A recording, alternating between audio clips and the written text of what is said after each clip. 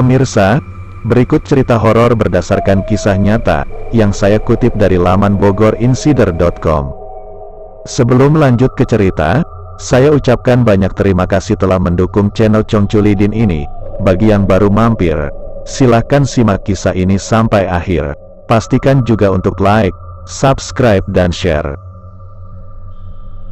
Dikisahkan, kehilangan pekerjaan selama pandemi membuat Ali stres. Apalagi usahanya mendapatkan pekerjaan baru tidak berhasil. Karena tak ada lagi yang bisa dikerjakan, Ali akhirnya memutuskan untuk pulang ke kampung halamannya. Di kampung halaman, Ali diberitahu kenalan kalau ada lowongan sebagai penjaga kuburan atau biasa disebut juru kunci makam. Pada awalnya hati Ali berat menerima tawaran itu, namun mengingat perlu menanggung istri dan anak yang berusia 2 tahun, dia setuju melakukan pekerjaan itu. Ali menyewa sebuah rumah berdekatan dengan kawasan kuburan. Meskipun ada rasa takut karena menjaga kawasan tersebut, namun dia menganggap tugasnya itu tidak sulit seperti yang diperkirakan.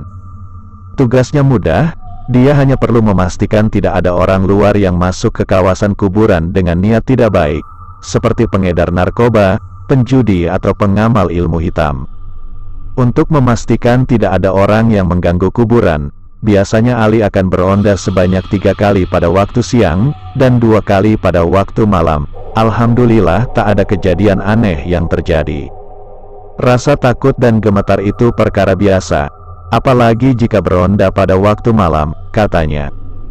Bagaimanapun, Ali ketakutan apabila melihat kelibat seorang perempuan berbaju kurung warna hijau dan berselendang hitam. Perempuan misterius itu duduk di tepi sebuah makam ketika Ali melakukan ronda pada pukul 9 malam. Tanpa curiga apa-apa, Ali memberhentikan motornya dan memerhatikan perempuan itu, mengingat lokasi makam itu terletak agak jauh ke dalam. Ali melihat sosok perempuan berbaju kurung dan berselendang sendirian di kuburan. Begitu merasa ada yang memerhatikannya, perempuan itu bangun dan bergerak meninggalkan makam tersebut. Ketika perempuan itu berjalan ke arah saya, segera saya perkenalkan diri, namun tak sepatah kata keluar dari mulutnya, kata Ali. Perempuan itu tidak menjawab, dan berlalu begitu saja menuju semak-semak di tepi kawasan kuburan. Ali kemudian mencoba memberanikan diri mengikuti perempuan tersebut, namun, bayangannya tiba-tiba lenyap. Yang mengherankan, Ali tidak menjumpai jalan keluar di kawasan kuburan melalui semak-semak tersebut. Gagal menemui perempuan itu, Ali pergi ke makam yang disinggahi perempuan tadi. Tertera nama seorang perempuan yang sudah meninggal dunia hampir 50 tahun lalu. Beberapa minggu kemudian ketika melakukan ronda malam, saya sekali lagi melihat perempuan yang sama. Kebetulan bulan sedang penuh jadi pekatnya malam sedikit terang hingga mudah melihat perempuan itu. Kebetulan saya ronda pakai sepeda, jadi mungkin dia tidak menyadari kehadiran saya. Saya mendengar suaranya sedang menangis di pinggir makam yang sama, katanya.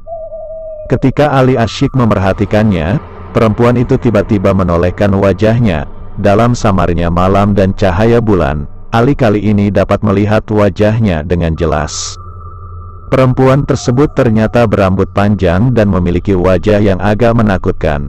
Ali belum sempat mendekati, perempuan itu langsung lari masuk semak-semak dan menghilang begitu saja. Saya lari lintang-pukang karena merasa takut. Tiba-tiba saya mendengar suaranya lagi yang meminta saya tidak mengganggunya. Saya mencari sumber suaranya.